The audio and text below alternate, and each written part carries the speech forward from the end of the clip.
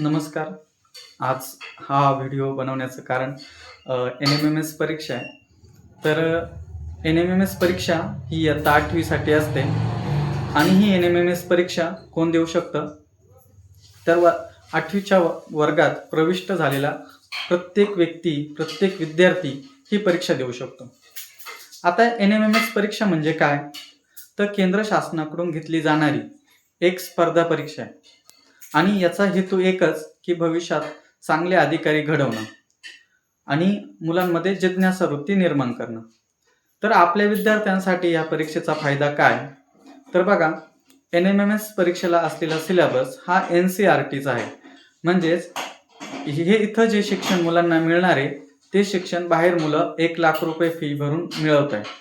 दुसरं महत्त्वाचं, ही परीक्षा चांगल्या मुलांची म्हणजे प्रतिभा शोधणारी, म्हणजे मुलांमध्ये किती स्किल्ड आहे, पूर्ण स्किल्ड त्यांचं ओळखणारी परीक्षा आहे. त्यामुळे मुलांना 10वीच्या परीक्षांना खूपच फायदा ह्या NMMS मुळे होतोय.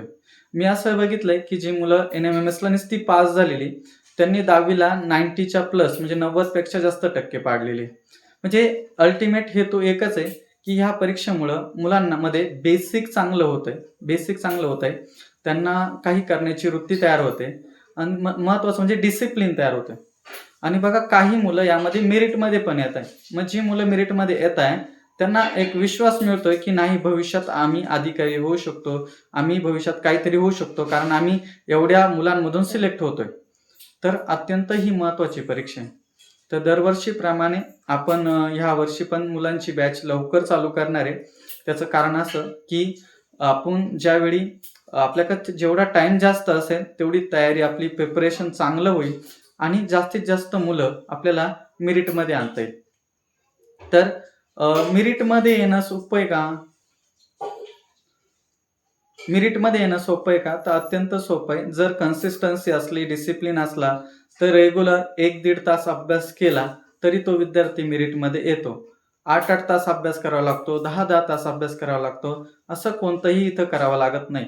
मुळात कोणत्याच एक्झामला एवढ्या अभ्यासाची गरज नसते आणि आपला मेंदू पण एवढा टाइम टिकत पण नाही. तर 1 फेब्रुवारीपासून ही आपण बॅच चालू करतोय. पालकांनी ह्या परीक्षेकडं अत्यंत काळजीने बघायचं आहे. कारण जर आज आपल्या मुलांना आपण अपॉर्च्युनिटी प्रोव्हाइड केली, त्यांना आपण ह्या अशा परीक्षांसाठी प्रवृत्त केलं, तर भविष्यात त्यांना एक चांगलं सक्सेस चेंजिंग डायरेक्शन भेटणार आहे. आता ह्या परीक्षेसंदर्भात मी पण जेव्हा 7वीला होतो तेव्हा मी पण परीक्षा दिली होती. त्याच परीक्षेचा अनुभव असल्यामुळं मलाही त्याच परीक्षेचा अनुभव असल्यामुळं भविष्यात मी टेटला चांगले मार्क्स पाडू शकलो. तर सर्वांना एक विनंती आहे की आपण आपल्या विद्यार्थ्याबद्दल एक चांगला निर्णय घ्यावा. त्यांना ह्या NMMS परीक्षेसाठी नक्की बसवावं. आणि दुसरं महत्त्वाचं, त्या मुलांमध्ये एक अप्रोच तयार होईल की आपल्या पुढं टार्गेट आहे, आपल्याला हे करायचं आहे. जोपर्यंत आपल्या पुढे टार्गेट नसतं तोपर्यंत आपला विकास होत नाही. Development is completely hindrance when we have no any target. ज्यावेळी आपल्याला टार्गेटच नाही तर आपण मुलं करणार काय? तर मुलं फक्त दिवसभर शाळेत जाणं आणि घरी येणं हाच त्यांचा मोटिव्ह राहील. तर मुलांमध्ये एक अराउजल तयार करण्यासाठी ही एक परीक्षा खूप महत्त्वाची. तर पालकांनी आपल्या सर्व विद्यार्थ्यांना NMMS परीक्षेसाठी बसवणं गरजेचं आहे. त्याचबरोबर 1 फेब्रुवारीपासून आपलं जे डेमो लेक्चर्स आहे ते पण सुरू होणार आहे.